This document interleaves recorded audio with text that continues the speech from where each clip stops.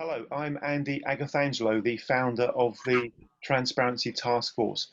We are an international community that is dedicated to trying to drive up the levels of transparency within the financial services sector.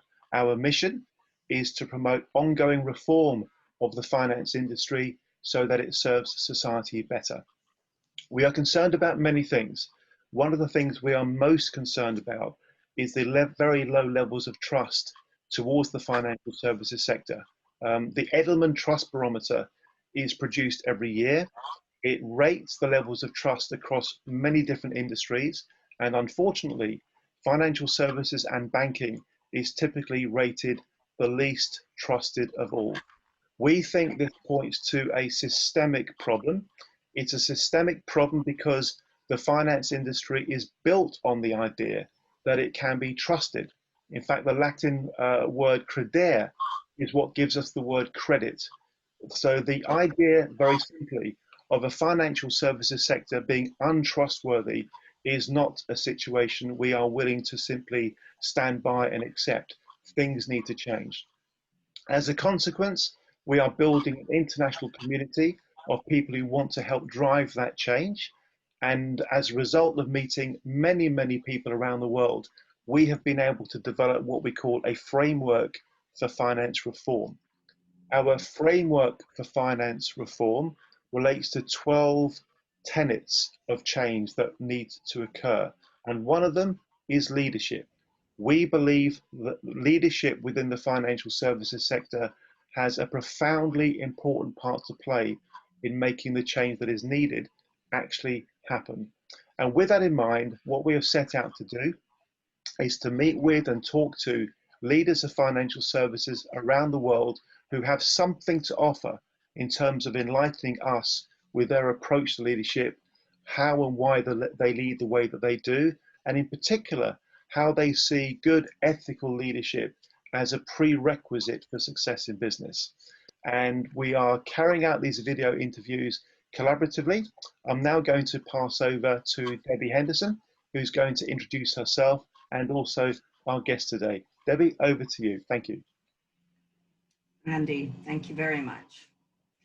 May I just, on behalf of our community of Transparency Task Force ambassadors, of which I'm privileged to be one, I just want to say a massive thank you to you for your stand in this and for all you do to bring people together. You're an amazing connector and have taken this whole question of trust in the industry to heart. And it is a great privilege to be part of TTF, and it's a great privilege now to be interviewing our first CEO, chair, and CIO of Radiant, who I would like to introduce you to in a minute, Jason Su.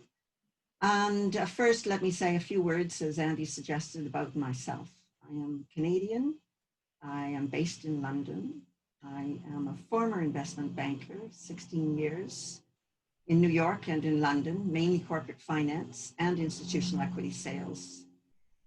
And at some point, I had a bit of an epiphany moment in my own life when I began to feel that it was highly possible that leadership, just as Andy suggested, and culture would be key drivers of performance in organizations in the future. And I knew that I had a whole interest in the people side, and I decided to completely retrain. And for the last 20 plus years, I've been a leadership coach with leaders predominantly in financial services, looking at culture and looking at organizational change.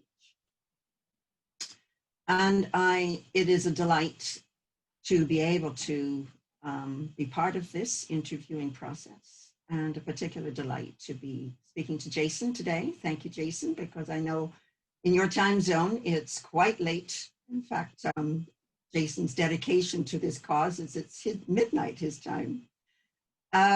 As I mentioned, Jason is chair and CIO of Radiant, founder, in fact, of Radiant, but that's not the first organization that he founded in the asset management field.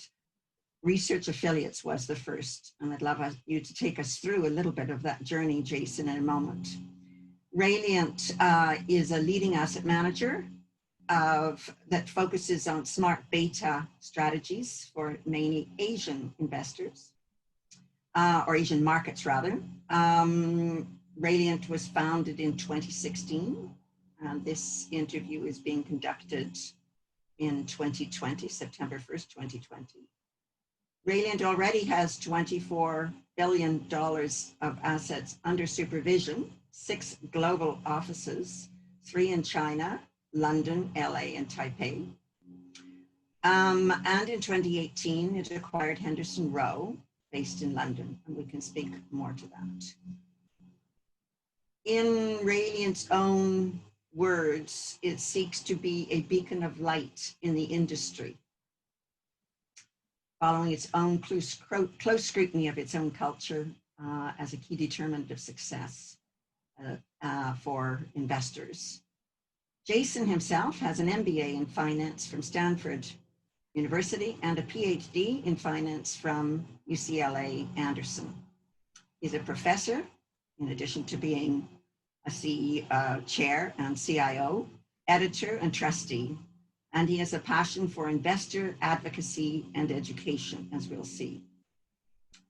I even find it interesting that Radiant's management team has decided that their archetype for running Radiant is the scholar guide. That feels very appropriate with Jason at the helm. Jason, welcome. Thank you, and thank you for sharing your story with us. Absolutely. May I invite you, Jason, to first add anything that you would like to this short intro that I've made. And I'd also be interested in hearing why you chose to get into finance in the first place. And maybe what you love about your current role.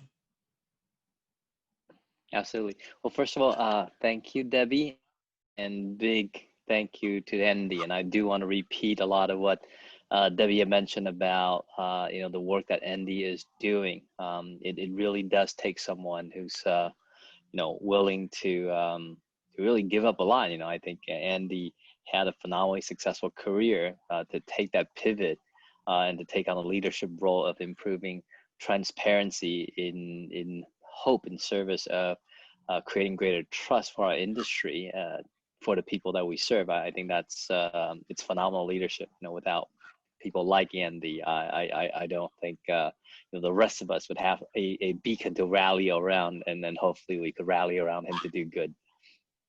I guess how I got into this industry is a bit of a happy accident. I was on a career trajectory to be a academic, doing ivory tower research. But I met my mentor partner, who became my co-founder for Research Affiliates back in 2001. And really one thing led to another. The two of us struck up this partnership. And initially it was a business built out of our own living room. So your true California garage, startup. It became a runaway success, 10 years in the making, I guess. But yeah, we took an idea, which is creating a better index, and we're blessed with great success to get it to about $200 billion by 2016. So it's a lot of being the right place, the right time, because a lot of people have great ideas. I tell you, a lot of people have great ideas. We're an industry filled with smart people, hardworking smart people. So whenever you have success, most of that is really right place, right time. So quite a bit of good luck that got me there. And really, anytime you realize that your career has been blessed, for whatever reason it has been blessed, it does get you to think about what does this all mean, and what can I do more with the blessings that I've been given.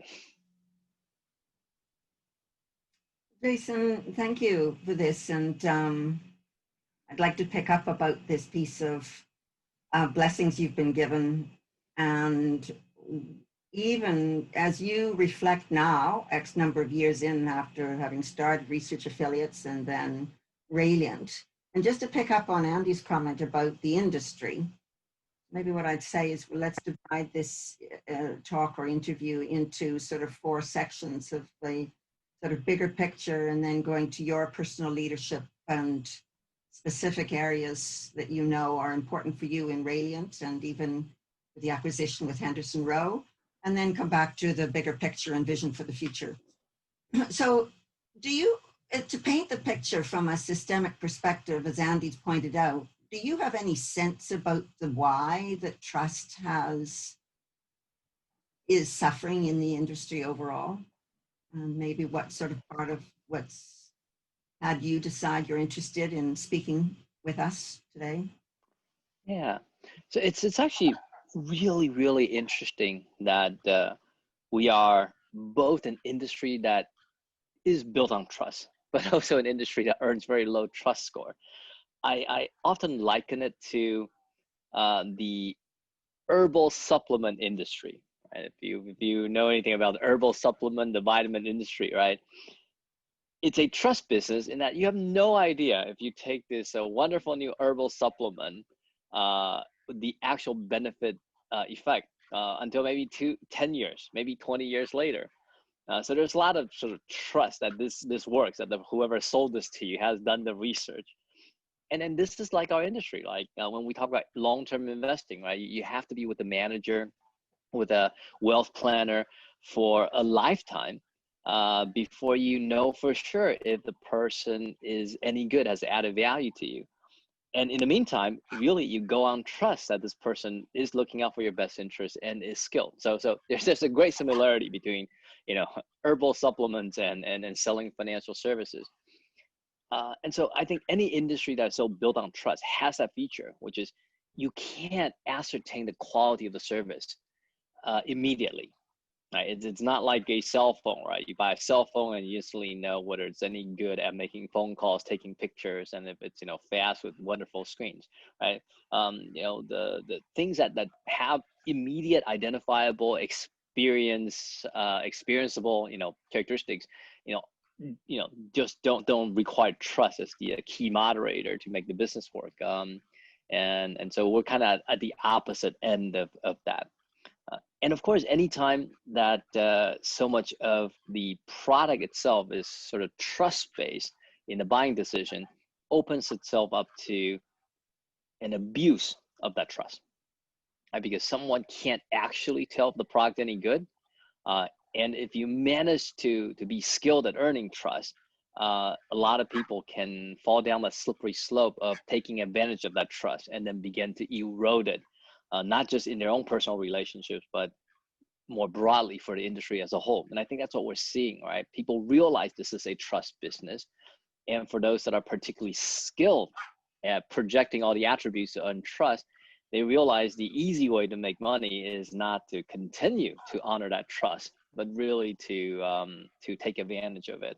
And the sad state that we kind of see today has been a result of people being a little too clever in that trusting relationship. Well, yes, and then that helps us understand why compliance regulation has had to come in, if that's the route that's had to be played.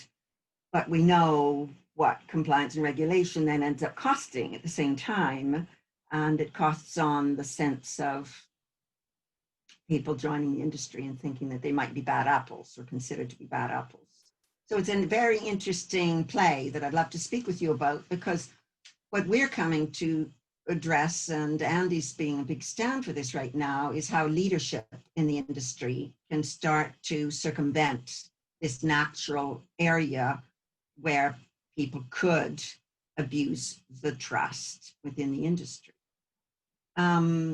And I'd be curious, because I was reading one of the research papers that you had written on the area of blame, that what happens in a culture that ends up creating blame in this culture itself which I could envisage if one's creating a blame culture from within could actually lead to distrust itself. And I'd be curious as to what your thoughts are on how it is that a blame culture can actually develop within an industry that in principle should have everything to be happy and hopefully proud of, in the way that it's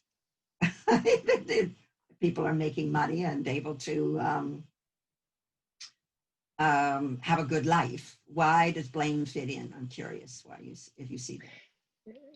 Yeah, so the one thing I did observe in our industry that is so hard to understand for people from the outside is oftentimes, you know, the employee who is the angriest at management is not an employee who didn't get paid, but is an employee who got paid, you know, $5 million when he believed he should have been paid 6, right? And then to an outside world, that is unfathomable, right? Like, if you made $5 million, you should be ecstatic. You should be incredibly happy. You should be the management's biggest champion.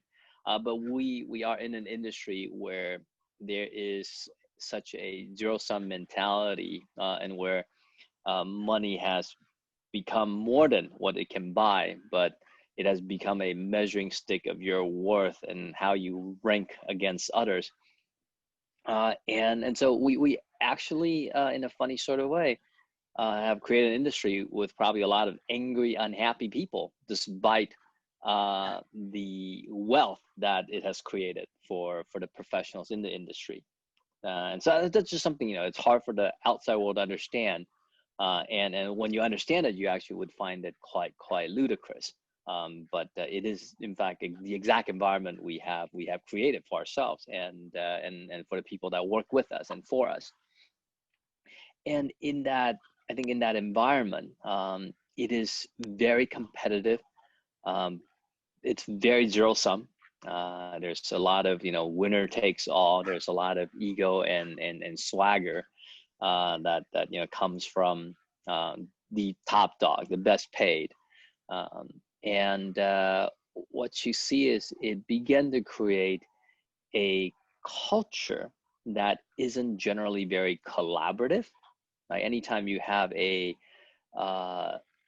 you know, pecking order mentality where you got to be, you know, the top of the pecking order to get paid the most. You got to be the top of the pecking order to be named manager, to own that relationship and to be able to take that relationship elsewhere when you choose to, you know, leave, to give you leverage and bargaining power. Because of that, the economics, and because of the you know, the zero sum mentality, there is often not a lot of collaboration, and there's often a lot of you know, finger pointing when things don't go well, rather than a more sort of reflective approach to, you know, how could I have done differently for my team? You know, how could I have been accountable for this outcome, and how did I let others down, right? You know, any type of vulnerability, any type of accountability is either viewed as weak or is going to be taken by someone else as a sign of weakness, and to win over you. And so, yes, generally from a culture perspective, it is not a collaborative industry. There tends to be a lot of blame, not only because it's a potentially winning tactic, but also just it's driven by the culture of sharp elbows as well. Well, this is very interesting because, of course, as Andy introduced, and his premise, you can feel is coming from what's in benefit for society. And we can feel that you're able to name this, and yet seemingly while in the industry, also be able to take perspective and stock and notice that's the industry. I'd be curious if we were to then take this to the personal you, Jason, and your story. What had you not succumb, if that's so? Or what in your own leader, assuming that is so, because you're able to speak with it with such congruence now, what has you be able to see the industry for what it is, be in it, and lead effectively accordingly? And I'd love to just start with your own personal story, if you know anything about if you've thought about it, your own background, that had you be able to go, actually, I can see this is happening, but I'm not going to succumb. That's not part of me or my values. So I think I entered the industry really, no different than any other young person who enters the industry. I'm obviously attracted originally to the glitz of the industry, right? This is the industry that pays well, that is glamorous, for anyone from the outside looking in. The people in this industry seem to have a wonderful lifestyle, certainly from a material perspective. So, I was no different entering into the industry. These things appeal to me. This is where you imagine your intellect and hard work could translate into wealth. Uh, Now, as I mentioned, I was very fortunate to have been successful fairly early on in my career, and I was also very fortunate to have met just incredibly thoughtful individuals. I guess I would call them my life coach, professional coach in Jim Dethmer and Jim Ware. They're wonderful authors, wonderful life coach. Definitely look up the books and articles they've made available generally freely on the internet. But what I come to reflect on is, if I wasn't around, right? If I've taken a different path in life, would that make any difference to the world other than to myself, right? If I'd taken a different path, I would have made less money. But would the world be worse off, right? Like, was anyone sort of, waiting around for Jason to come into finance and do something useful? And I think the answer is no, right? So I've created great wealth, but I can't say with any certainty that I've created great value. And that is somewhat discomforting, right? That is quite alarming if you reflect upon that, right? Because we want to believe we live in a just society, that if you created wealth, you could probably point to something that was incredibly valuable, right? Like, you being around had created service and happiness and value to society more broadly. But I've discovered it's true for myself, and then I'm going to take a gamble and generalize for others in our industry, that there are many of us who have created great wealth, but if they weren't around, you wouldn't miss them. If they weren't around, you couldn't point to, wow, something useful didn't get done. And that's really what got me thinking, can this industry be different? Or at least, can the professionals in this industry take a different path, so that we don't, at the end of days, come to this unsettling realization that what we did was only wealth creation for ourselves, and otherwise didn't really matter. So, dear Jason, it sounds as if there was almost a sort of man in the mirror moment for you, looking in the mirror going, who am I? What do I really stand for? Would you say, was it a moment like that, or was it an evolution over time that had you go, what kind of, I'm hearing almost the words legacy would I like to leave? What difference would I like to make? I'm curious whether that was an overall evolution or a momentary wake up. I think it was, for me, certainly, it was gradual. It was an evolution, right? It was, being in a conversation here and there that got me thinking.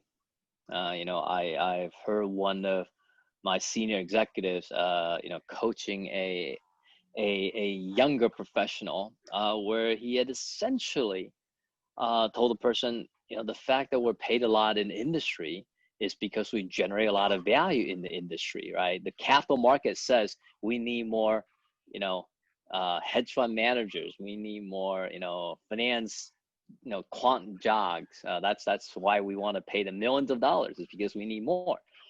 And there's this is academic in me, this economist in me. It's like, well, really? I mean, is that true? I guess that is what Econ 101 would say, but is that really true? And so it's these conversations that I've taken part in that got me to start to ask, is it true that simply because we have created wealth for ourselves, that we have in fact created value for others? And it was hard for me to come to agreement with that assessment. And it's, of course, it's the other data points that experience, which is people very smart who could become incredibly productive given how smart and hardworking they are. And I say, have we put them in a place to really translate that intellect and that hard work into value for others? Or have we simply encouraged them to just go out and maximize dollar signs for themselves? As I look at the younger people that we hire, I do feel a sense of responsibility for how I channel, their life's work. So it was a very gradual evolution process for me.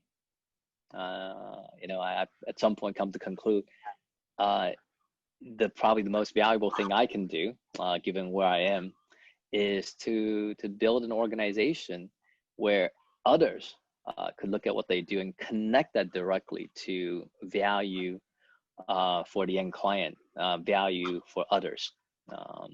And then if that is incompatible fundamentally with success for business in our industry, so be it, right? I'd like to give it a shot and find out. Well done. How many employees do you have, Jason? Across our different entities, we are at just over 50 people globally. And I'm curious, as you began to create that evolution in your own mind about who you were becoming and what you were recognizing was going to be important for you by way of legacy or taking a stand. Would you say that as you moved from Research Affiliates and then founded Radiant, that there was quite a significant shift in the decision regarding how you wanted to start Radiant? And then I'm curious from there, how you, knowing the industry is as it is, how do you recruit people and how do you start off with a culture you want to create and how do you maintain it? So, there's 4 questions in the one, just allow you to go. Yeah. So I would say there is an enormous shift in the energy that I approach a business. Now, in terms of the actual technical details, I think a lot of it is quite similar. What I was doing, quantitative research work and portfolio management research work at Research Affiliates or now at Radiant. So I think the big difference is really the context from which I do my work, the energetic behind how I think about business. So at Research Affiliates, I was very much thinking about what as an executive, as a leader, can I be doing to create greater firm success? Whether it's better investment products that will lead to better outcome for clients, so they would pay me more, or there's stay on as a client, I would grow more business. It was very much around the outcome of business success, and there's nothing wrong with that, right? That is very much how at least our current economy is built around. The energetic now behind Radiant is different. We like to be successful, but our focus is on the how, right? It's focused on the process. The way in which we like to achieve success is by building a purpose-led organization, right? It's by attracting people who are aligned to this energy of service, this craving for purpose, a certain way of behaving, right? A certain level of integrity that we hold ourselves to, and we hope by doing that we will have success, right? So I guess this is where you trust that if you have the kind of people and the kind of process that line up with that, you will have success. You have no idea if that's actually true. Whereas I would say my previous energy is much about, I want success. I'm willing to reconfigure everything to get that, right? So it's a very different energetic expression. Did you feel you actually needed a whole new organization in order to make that shift as such? I think so. I do think so, because I think this probably requires a building it up from the inside out, right? Because it is a foundationally different DNA. And it's not that it's impossible to do it within an existing organization. It's just, I think it's harder. And there may be probably a lot more pain as you're trying to implement that transformation, right? Because at Research Affiliates, we have attracted incredibly intelligent, successful people who change jobs, shift careers, come on board because they've seen the business model of success, right? They bought into the success that could create, that could create for them. For you to say, I actually, there's a change in game plan. We're taking out a different path, which we hope will be successful, but we're not actually optimizing for your, personal financial success. I think that, that's just a more challenging thing, right? It requires a reconfiguration probably of the entire firm and much of the team. And so for me, it's really building a fresh organization that I think would be more likely to get to the kind of outcome that I'm wanting to see. And again, it's an experiment, right? We don't know if being a sort of purpose-driven organization does lead to commercial success. So I want to be incredibly clear and upfront as I hire and recruit people that this is what we're about. This is the hypothesis that you will be collectively testing with us. Are you up for it? Because if you're not, that's just fine. There's nothing wrong with not being interested in testing that hypothesis and then and being in that experiment with me. There's no judgment there, but I just want to make sure whoever signs on do understand what they're signing up for. Oh, well done. I'm curious, do you, given this hypothesis, and to give yourself any comfort, confidence in the intuitive sense that surely we could match purpose and bottom line, do you have any models or role models or organizations that you've been looking towards, or are you really feeling this is an experiment and we're going to carve our path in this quant-based industry, that you're feeling as if you're punching your own leadership as you're experimenting? I'm just curious. Now, I mean, there are other far more courageous individuals who's come before me that I'm wanting to model myself after. Just take one obvious example. Jack Bogle. I mean, he's left us now, but he's certainly been an amazing beacon in our industry, an incredibly courageous individual. Where he went from being a very well-known and successful active manager to saying, hey, I think we as an industry deliver a lot of talks and a lot of stories, but when we look at the data carefully, we haven't actually delivered value. And so, he was the first one to be out there showing people data and being very critical of the industry, very critical of, his own organization, and then building a completely new organization based on making those evidence known and, finding a solution that is simple, that is honest, and really, Vanguard has stuck to it since the 70s. They are today one of the largest, one of the most successful. So that's absolutely a role model, right? The kind of courage, the kind of integrity expressed by Jack Bogle and expressed by his entire organization, that's shown that could lead to success. And that has been incredibly successful. So I am simply drafting off of that and hoping that is actually a replicable success. Well, and that you can do it from more at the smaller level, growing too, et cetera, but holding that is what I'm sensing you're being able to do as your recruiting drive for people coming on board. How have you found it when you have been recruiting people? Is there an overall enthusiasm generally for this particular approach? And have you found in going to business schools even that they're saying, oh, thank goodness, we've now got somebody who I can feel in integrity that I might be joining? I'm just curious how you found it. I think I probably benefited from a number of things. And so this is where I do want to give, millennials a lot of credit. I think millennials as a group, more than I guess I'm a Gen X, coming into the workforce. I think millennials, more than any other group before it, have come into the field wanting and craving purpose, and perhaps taking a more balanced approach to how much they want to be paid versus the kind of purpose, the kind of meaning that they can also extract from work. So for me, I think if I was around the 70s, I probably would struggle a bit more with recruiting. But today, I think the message has created greater resonance than even I was anticipating.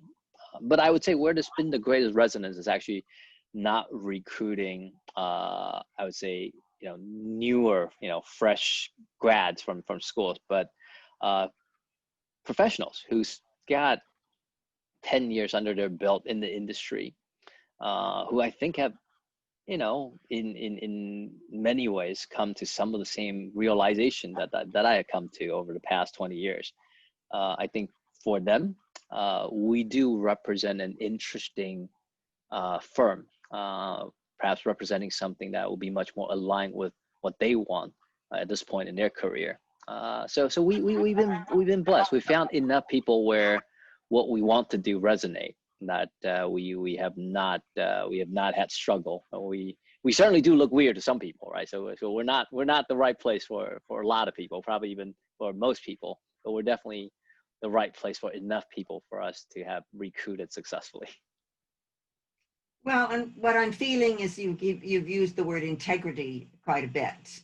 And if you're going, my sense is to your own sense of what's right, then you'll be attracting people accordingly. I'm curious if you were to take us now into what some of your key learnings are of seeking to apply this experimentation, and maybe even take us to the example of when you went to, there may be intentions to do other acquisitions, but you've undertaken one acquisition, a key one in the UK, and there might have been a different culture when you went to undertake the takeover. And I'm curious, what were the steps you undertook as you were examining the fit and what you found with regards to culture, and then how you found you needed to seek to apply the Ralliant stand in culture, knowing there's a geographic difference, let alone, one might argue, a cultural difference between US and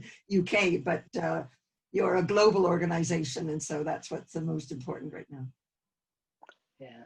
So as you mentioned, we took a 100% ownership stake in Henderson Rowe, and that was toward the latter part of 2018. And there are a lot of reasons for making that acquisition, but certainly I would say looking back, right, the run that ended up, I think, for me to be the most satisfactory was to effect this complete makeover for Henderson Rowe. Henderson Rowe is a boutique investment / wealth manager, mostly investing money for the ultra high net worth private clients in the UK. They're mid-sized. They're about 500 million US at the time of the acquisition, and in many ways they were very similar to other shops, other private client businesses in the UK and really, I guess, across the world. It's a culture that I think was very sales oriented. There's quite a bit of this sort of transactional mentality to it. While we talk about the private client business being very relationship driven, very trust driven, it certainly is at one level, because the people you serve often have no idea what you're actually doing, and if you're any good at it. So it's on one hand certainly very trust based, but it's certainly on the other end a business that and I'm not speaking to just Henderson Rowe. I'm speaking to almost all the operators in that space. It's a business that maximizes value from the information asymmetry, recognizing your clients really don't know how much you charge, what are you charging on, and what drives your incentive in terms of recommending product A versus product B, right? This is something we know a lot about the wealth industry, right? It's very commission driven. If you're sold product A versus product B, there's probably very little evidence that A is better than B in terms of long-term performance for the investor, but there's probably enormous evidence that A pays a bigger commission than B, which is why it's being recommended. So that is in perhaps one example that sums up the energy for much of the industry. And I would say, it was no different when I first walked into Henderson Row. The result of that is, we wanted to see, can we sort of recast Henderson Row in a way that we believe, wealth management or any kind of, private client business should be operated, which is being true fiduciaries, right? The fact that you don't know puts more onus on us to do the right thing, right? Because if you're actually, very sophisticated and you can, challenge us on everything we do and apply proper governance, then it's just somewhat on you, to make sure we do the right thing. But it's precisely because you can't that we feel like we have to hold ourselves to a higher fiduciary responsibility for our clients, because they actually can't tell the difference whether we're doing the right thing or the wrong thing. Now, in wanting to drive that sort of new energy, that new mission and vision for the team, we went in with a lot of education, right? We went in, first of all, trying to bring in a culture of greater self-awareness, right? Because the one thing with our industry is we almost require our people to be incredibly intelligent, but also be incredibly blind simultaneously for the industry to sort of work, right? You're really intelligent about how to make a lot of money for yourself, but you also have to be blind to the fact that you perhaps do it in a way that doesn't actually serve others particularly well. So the first thing we wanted to bring in was, we want to bring in a much just greater self-awareness, greater honesty in the culture, and then having these tough conversations about, look, we need to move away from a transactional based business. We need to move away from a, sales and commission led way of incentivizing people, because that's the only way where we could transform the place to one that behaves like a fiduciary, right? You got to take the incentives to do the wrong thing off the table, right? If you give people the incentive to do the wrong thing, and then you run around and say, well, but I want you to do the right thing, right? Like that's completely incompatible, right? You can't put that kind of temptation in front of young professionals and then blame them for taking the bait, right? So obviously the transformation of the incentive structure of to support the culture had meant turnover. It's for some people, they didn't sign up for that. And again, I don't want to place judgment, right? Everyone's got a right to choose what makes sense. How do they want to work, and how do they want to be compensated, and what do they extract value from? But it's just important that we have clarity that if you stay on, you're going to be a fiduciary to the client, and if not, right, that's fine. That's part way amicably. I guess it's the last part, the parting way amicably, that surprised me a lot. I guess this again speaks to probably a culture in our industry that people don't see this as, hey, I just have different needs, and so we are not good fit, right? Parting ways. People often want to make it a right or wrong thing, and most people are not interested in being wrong. So in parting ways, they find ways to make you wrong, and in that feel justified to extract a pound or two of flesh. So that was painful as a process as we went through the transformation of the firm. But we're through that, right? So we're through that. But it was certainly painful while we're doing the makeover. It's interesting because it almost feels as if we're coming full circle to that research piece about blame. And if when we're looking at what is maybe the ego part of ourselves, taking care of self, then it'd be very easy to start pointing fingers in our own defensiveness, because we're in a bubble that has us look at what's in it for me. And now you're inviting us to look at what it's in it for client. And I'm almost hearing from your stand about what's in it also for society as a whole, generally, in terms of helping, in Andy's point, to bring back trust into the sector. So if you're over that hump now, I'm curious, how do you keep, maybe in both Rayland and Henderson Row, how do you keep the culture that you want alive and ticking without being able to be physically in both places at the same time?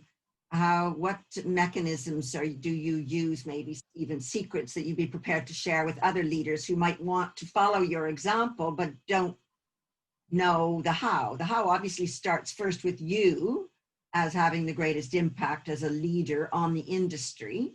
And I'm curious, are there anything you do yourself to keep on the straight and narrow and grounded in terms of your own sense of compass and integrity? And then how do you ensure and support for it to continue in the same way when we know these are entities working in an industry that isn't always that way? So what I come to understand is leadership is a lot like parenting, or perhaps parenting always was probably the most amazing form of leadership one could ever take. You can't really fake it, right? There's this do as I say, not as I do thing doesn't work, right? You actually have to walk it. And there's no shortage of books on management, on culture. And it often doesn't work because the people reading it, they don't read it because they are attracted to that culture or attracted to that leadership style. They read it because there's a promise that if you follow these steps in this book, you will make more money, right? And I think if your people experience whatever you are promoting as just a tactic to generate more profit, a tactic for control, a tactic to incentivize behaviors that lead to more profit for the leader, that's not going to work, right? People are going to be very cynical about it. And then certainly they'll observe that while you sell these behaviors, which would be good for the firm, you don't actually walk it. Like, you don't actually see it as having personal benefit. So that I think is the greatest reason why people who have sort of wanted to build culture but have failed, right? You can't build it with the goal of this will make me more profitable in mind. You have to build it because this is the culture you want. This is what makes you feel alive and happy, right? So it's got to start with the leader really wanting it, and you got to almost want it in a way that you say, I am going to want it so blindly that I want to believe that this will lead to success for me. And if it doesn't, I'd be disappointed, but I'm okay with it, right? This has got to be the kind of belief and commitment you have to culture and to a way of being, for that to then energize and in a way infect others within your organization. So that's really the trick. You gotta want it. Whatever you want people to do, you got to want it as well, and you gotta want it so badly. Yeah, but what's really interesting, Jason, and this is where I'd love to just delve a little bit further, because for exactly this, you may have leaders who are wanting your level of enthusiasm, but going, how do I get some of the Jason powder? How do I really take some of what he's got by way of this commitment? And my curiosity is, you've used the word success. So success when you were at Research Affiliates was success, the glitz and the money making. And now it feels like success at Rayland and Henderson Row. Give me a little bit more flavor. on what the success means to you now. And maybe it's going to evolve even further down the road. You're young. Where are these different levels of success going to mean for you now, if you were to say? Got it. So, the last 2 years at Henderson Rowe were actually really, really hard and challenging. Lawsuits and bad press by disgruntled employees. But when people ask me, like, what was your greatest success, I would actually point to Henderson Rowe, and people would say, like, in what way would you call that a success? If you look at the amount of work that got put into it versus the kind of financial success, like more AUM, more profits, right? That absolutely does not line up or look like what any normal business person would define as success. I think people on my team are fond of pointing out, if we've actually lost AUM, because of the bad press, and because of disgruntled employees wanting to poach clients. We've actually got bad news that we have to spend a lot of time trying to talk to press and help people understand what was happening. So why is this experience of success? Where does that come from? And I would say, well, if we do regular online survey, and there are a lot of survey tools, and what we see is increased workforce satisfaction, increased engagement from the professionals who have stayed on at Henderson Rowe. What we have seen was a complete transformation from a culture where people would say I guess the best way to describe it would be like a locker room, a boys' locker room type of a environment and culture, to one where one of our star female employees, Anna Diaz, have just won the UK's 30 under 30, and the whole firm rallied behind her, celebrated her success, and recognizes how amazing that someone of her talent and of her caliber is working, amongst us. And so the shift in culture, people who previously would have laughed at this notion of sense of purpose for our industry, this belief in greater diversity, this belief in greater collaboration, this belief that we don't need not all activities should be incentivized by a commission schedule. Like, people who used to think that's just silly, right? That's a stupid business, who now say that is so much better. I'm so much happier. This is actually how I want to work. So that feels like success, right? Anytime I'm talking with the team at Henderson Rowe, I feel like I made a difference. If I wasn't around, this wouldn't happen. And now I can point to something that I can feel good about. And they, the team at Henderson Rowe can point to their experience before Rayleigh and after Rayleigh and say, yeah, it's had a foundational impact to their personal experience, right? Because they certainly couldn't point to their being paid more, right? Because the AUM has actually declined. What they could point to is they are happier, they're more productive. When they talk to clients, they feel like, hey, I'm here to give you something valuable. I'm here to give you education. I'm here to tell you, what's wrong with our industry, and promise that we'll never do that to you. Instead of, rather than feeling like, I'm here trying to go after a unsuspecting prey. And that makes a world of difference when you wake up in the morning. And a world of difference when it comes to the conversation you're taking back home. Yeah. To your own children. When you speak about parents and the influence of parents and leadership.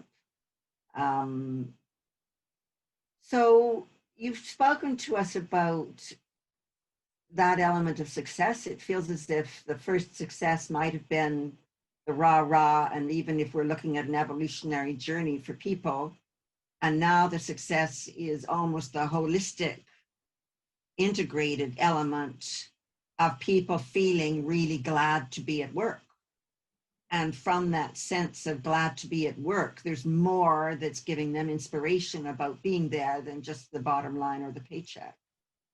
And I am guessing that if you're able to feel that you've been able to do this, how often would you have been in the UK in order to instill that new culture? Because so much of it's coming from you, although you've obviously instilled it even in your experimental way with to your other Radiant people who then, did you have to infiltrate a lot of Radiant people in Henderson Row, or how were you able to infuse, other than changing the compensation strategy, how were you able to infuse the new culture? Yeah, so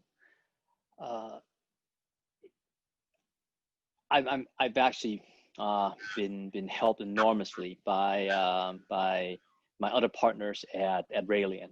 You know, Matt Bowers in particular, who spent an enormous amount of time in UK.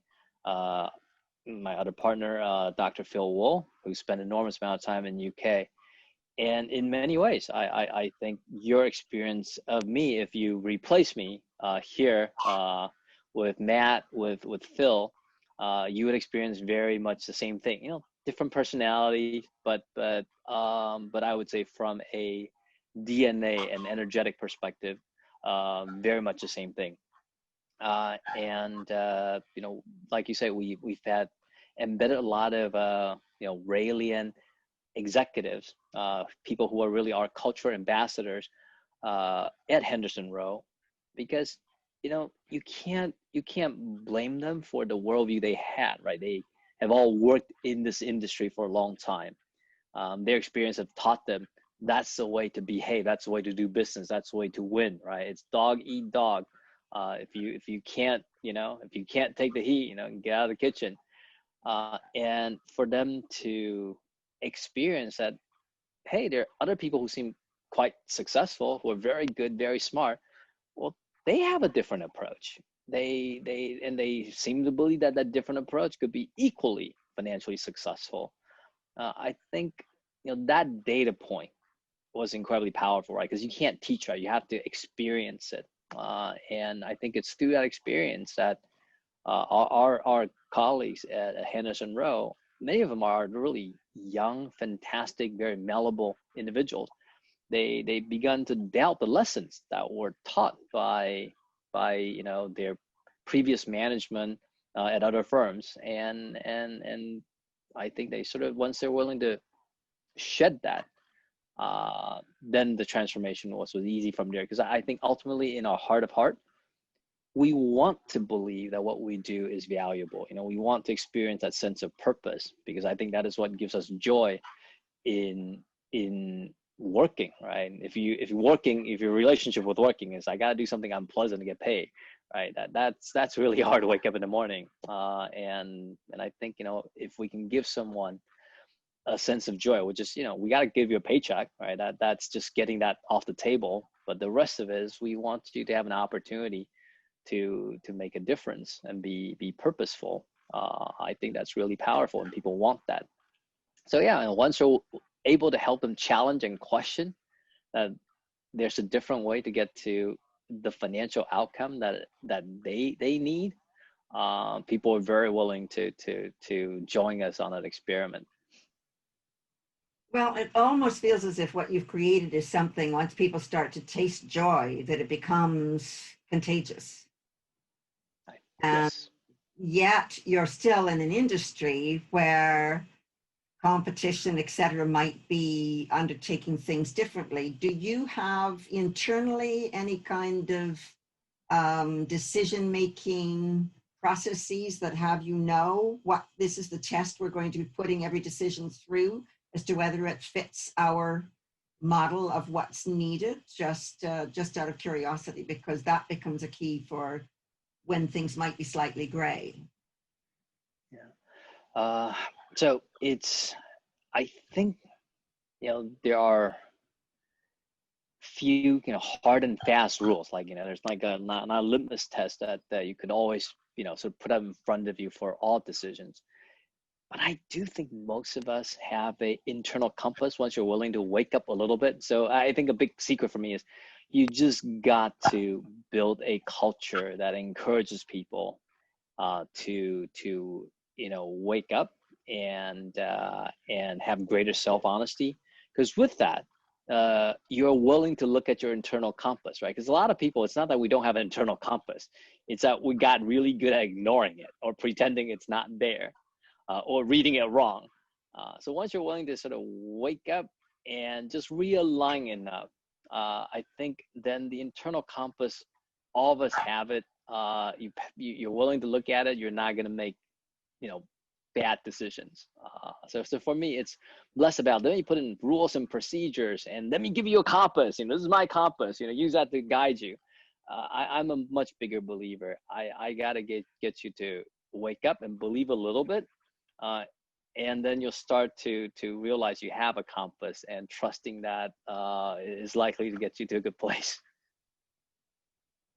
Wonderful, Jason. Now I'm curious, after all of this conversation we've had so far, you started out saying it was still an experiment. And we're finishing now where I'm hearing you say we all have this internal compass and we actually know what gives us joy, what gives us sense of purpose and meaning, and how we're going to make a difference when we get up each day and go into work. If you were to even sort of say, where do you feel this experiment is going that you've started out with? Or is it the attitude of experiment that still becomes essential as part of the lifelong learning? I'm just curious where you are on that. Yeah. So I'd say 2 levels, right? I think at least for me, myself, and then, I can probably speak for a large number of people on my team. For me, the experiment to determine whether this approach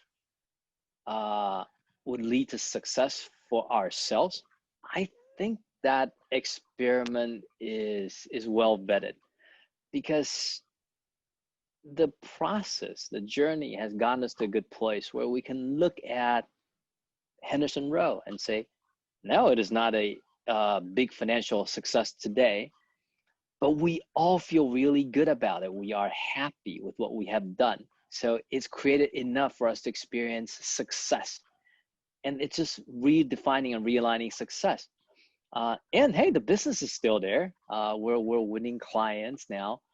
So it does feel like the commercial success will probably take care of itself, right? The universe is very friendly. I think I'm beyond the experimental stage. I'm willing and happy to proclaim the universe is a very friendly place. So then the other experiment is, I'm always one for having the attitude of experimentation. Now, in the financial industry, it's a horrible word, right? When I first started using those words, people look at me and go, "Stop using that word! You're scaring people." Because we've been sold this imagery that the guy who's managing your money knows everything, right? Because if he doesn't know, why is he managing your money? And that's just not true, right? We are, of all industry, the industry that knows the least, right? Because the world tomorrow is impacted by so many things. And so I actually want the people I work with, the people who work for me, to embrace this experimentation, that the world is so dynamic, it changes so much. If you walk into it with hubris, with so much certainty, with this belief you know it all, right? You're not actually learning, you're not experimenting to learn the greater truth, to piece together a puzzle that is beyond you today. If you don't have that attitude, and then you have hubris, and I think that's probably one of the greatest lies you could sell to yourself and to your clients, and then it's always harmful in my view. So I do continue to believe the attitude of this experimentation, right? It's more the opposite of the certainty, this hubris of certainty, that I think will always be a part of me, a part of Rayleigh, and a part of the people we attract. Beautiful. I just pick up one other element that I was reading, I think in your culture handbook, about losing together. And it felt really important. This sort of learning feedback culture feels as if it's also a key part of that everybody keeps each other honest by being open to feedback. And if there is a mistake through the experimentation, we're all in it together because we've made this choice together. And it might be an experimentation and fail, but we'll lose together rather than pointing fingers. Is that fair analogy of what Yeah. losing together means? Yeah, absolutely. If you ask me, how do you build a team? If you only experience winning, right? It's very easy to believe you have a wonderful team, wonderful culture, because it's easy to be a good teammate when you're winning, right? There's plenty to go around. Sure, there's gonna be some pettiness about the sharing, but generally, if you're winning, winning masks a lot of problems. It's really when you're losing that you really see whether you have a good team, whether you sort of built a team that really can sort of withstand trials and tribulation and deliver longer term success, right? Because when you're losing, the natural human instinct is to say, well, not me, it's someone else, right? And once you start to point fingers, unless you're working with just Gandhis around you, they're gonna point back, right? And then before you know it, no one wants to reflect on, well, what could I have done differently? What was my part in the lack of success?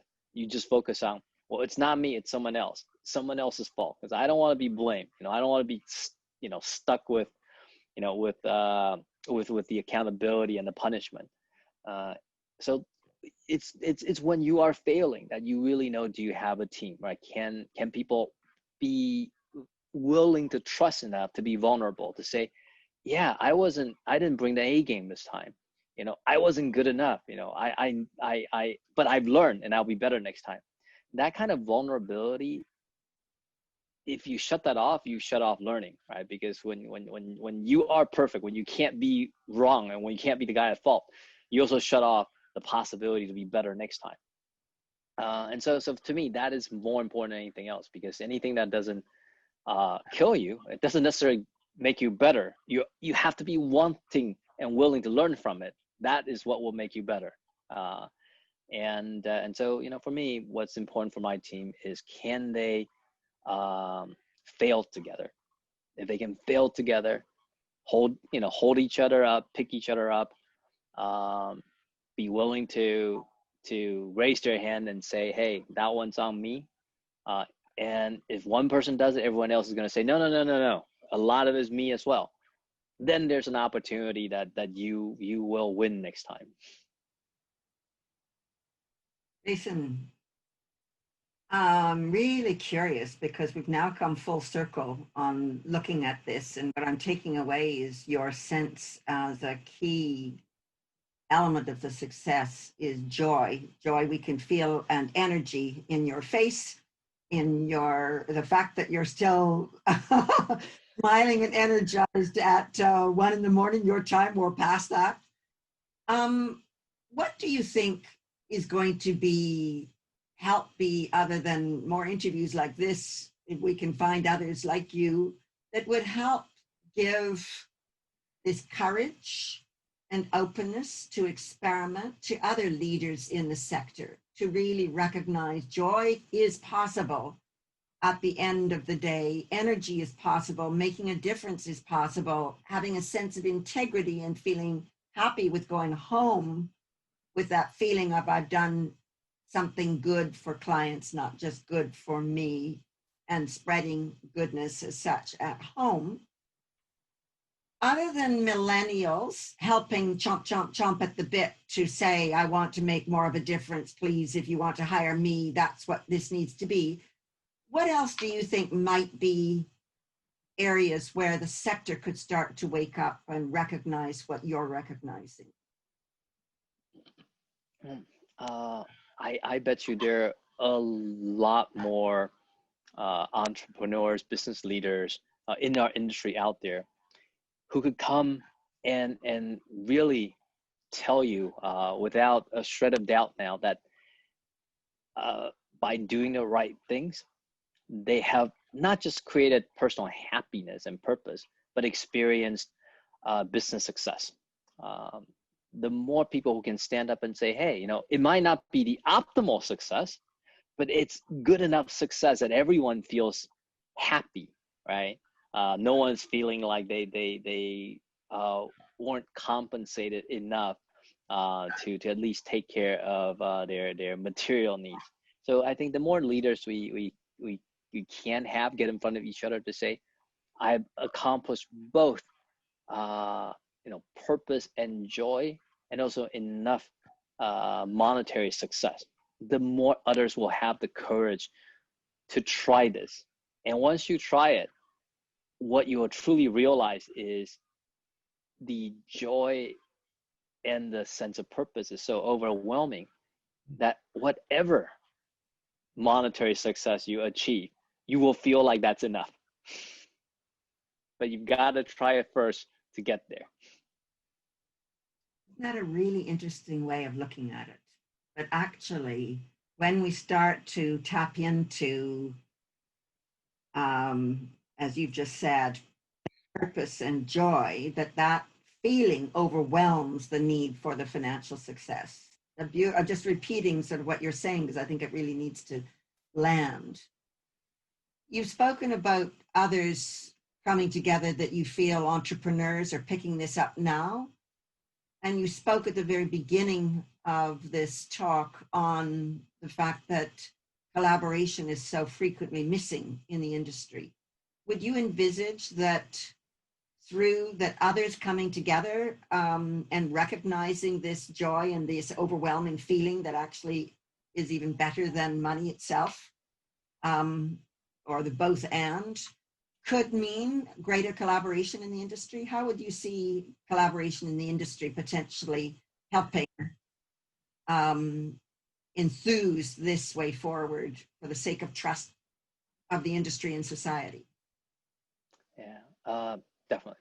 The lack of collaboration, kind of going back to that theme, as I mentioned, it comes very much from this alpha myth that we have in our industry, right? This zero-sum myth, right? Like, if I wasn't, if I'm not faster in my trade, that opportunity goes to you. If I didn't, if I wasn't more aggressive, I wasn't more ruthless, then you make the money and I don't make the money. And that's really at the core of why people don't want to collaborate.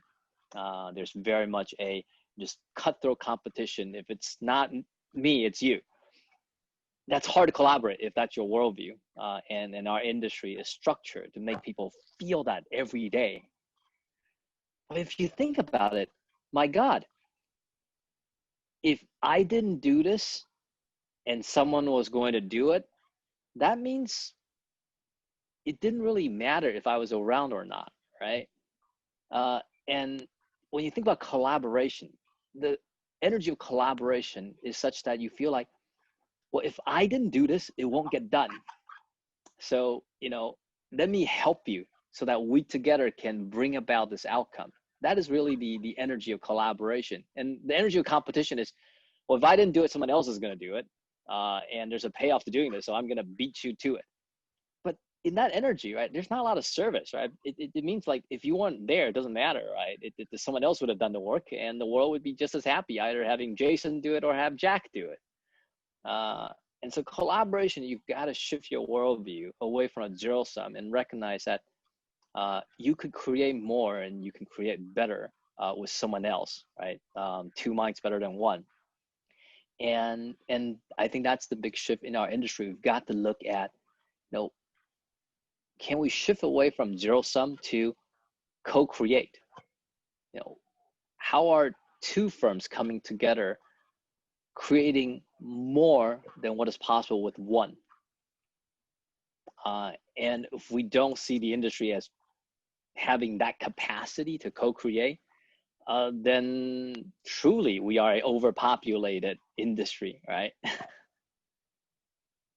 And then I like to believe that there's enough smart people here that the opportunity for co-creation is enormous if we're willing to believe that this industry isn't, all the opportunities in the industry don't result in just a zero sum. And I'm hearing it's intelligence at the level of the brain, the heart, and the soul. That's what you're pulling together in terms of what is going to have a shift in worldview happen. Jake, And very much what is being done, around transparency, right? This is something that it does require a lot of people coming together and push in that direction, right? This is not, this is not where, hey, let me not tell anyone about transparency task force, because if I'm the only person offering transparency, I would have enormous advantage, right? This is actually, that may be the litmus test to tell you if you're doing something useful, right? If you're looking at something like if I don't tell anyone, I will have a lot of benefit, right? That's probably not that useful, right? It's got to be, hey, I better enlist a lot of people to help me push to make this happen. That is probably the litmus test where you're doing something quite useful. well, and we will all end up benefiting. And otherwise, I think as we're looking at this, this sector has such a key impact on the world right now. And we need a healthy finance sector ultimately to have healthy economies. And therein lies collective responsibility. So with your beautiful segue back to Andy's collaboration efforts and a genuine sense of purpose and mission, I'm going to, unless Jason, you've got any other closing comments, I was then going to pass it back to Andy to wrap up. Do you have anything else you would like to share? No, I'd love to hear what Andy has for us. Thank you, Jason, for all your time, your energy, and your initiatives on this. It's been really gorgeous to listen to. Thanks, Debbie. They really have been gorgeous to listen to. I can honestly tell you both that that's been a wonderful conversation for me to be hearing and observing. Debbie, thank you so much for facilitating such an informative, thought-provoking conversation with Jason. And thank you, Jason, for sharing your time with us. Jason, you are an inspiring man. You have covered many points that I would love to talk further about and understand better. You are full of wise ways of looking at things. It's been really joyous to hear this, and you've helped me understand. You've helped me understand, Jason, why we're trying to do what we're doing, because without a doubt, when you have that real, authentic sense of fulfillment that you're doing something good, it kind of feels warm inside. You feel different about it. You have this magical energy that's positive and energizing. And work doesn't feel like work when you're working in that kind of way. And you have reminded me um, of this. And I think you're also absolutely right. There is not a playoff here between feeling good about what you do and achieving commercial success. The two are inherently linked. It is only ever a matter of time before good conduct, good behavior, good leadership, good customer care, good ethics leads to commercial success. And in a world of commerce, not just in financial services, but in all markets, in a world of commerce where the public at large around the world are itching to find people they can rely on and trust, who know have their interests at heart, it is absolutely a foregone conclusion that organizations that are led with your kind of leadership, that have a culture of authenticity and a fiduciary mindset, without a doubt, these are the organizations that are going to be worth backing in the future, because these are the ones that are going to win. Um, I genuinely found that a very inspiring conversation to listen to, and it's been a joy for me to be a part of it today. Um, there's one line in particular which I think I'm going to stick on my wall. I'm going to frame it somewhere.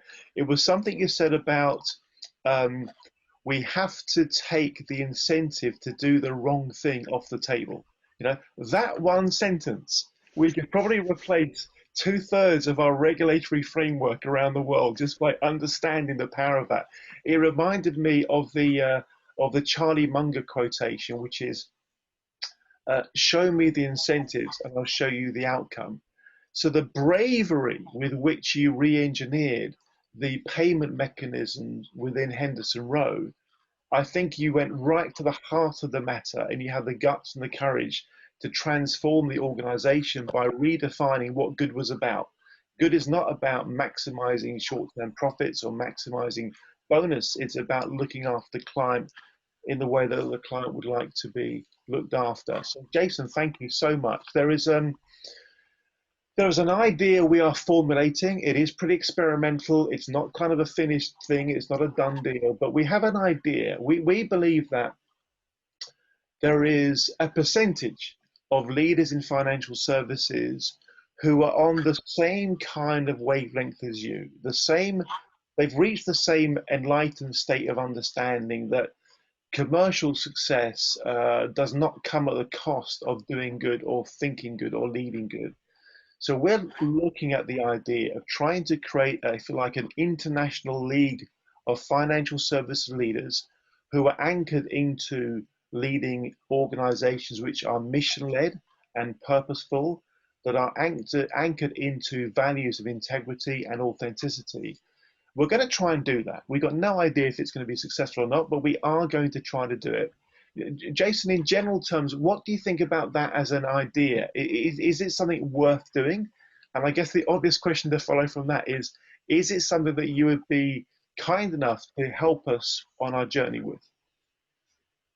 Absolutely. It's an absolute energetic yes to both. A lot of times, if there's a community, it makes it so much easier to believe and to walk that journey, because it's not going to be raging success from day one, right? You're going to doubt and question every step of the way, and having a community helps enormously.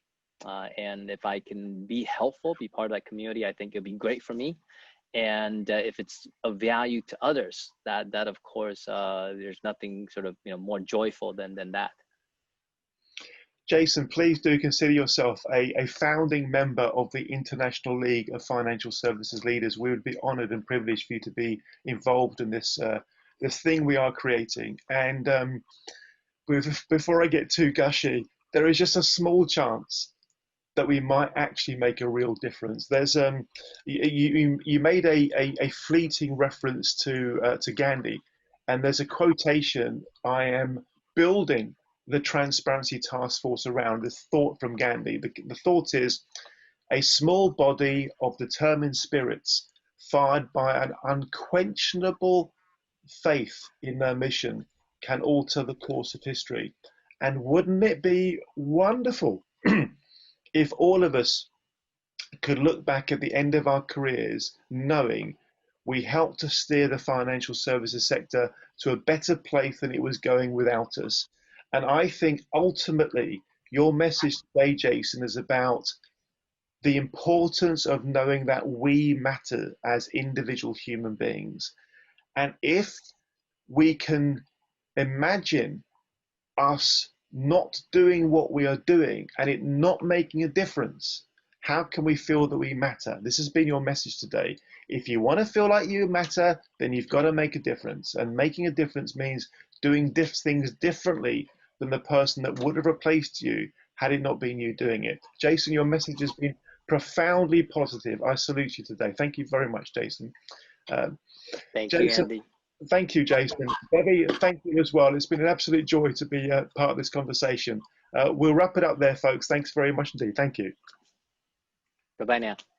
Wonderful, wonderful. Jason, I'm gonna stop recording in just a second, but we're off kind of beyond the video interview now. In all seriousness, it is an absolute pleasure to know you. And Debbie, thank you so much for drawing Jason into the territory we wanted to speak about. Wonderful. I'm going to struggle to sleep for a few hours because that was really energizing. Thanks very much indeed to both of you. Thank you. Wonderful. Bye now. Cheers, Jason. Jason. Jason. Thank you for staying Bye, up. Debbie. Bye-bye.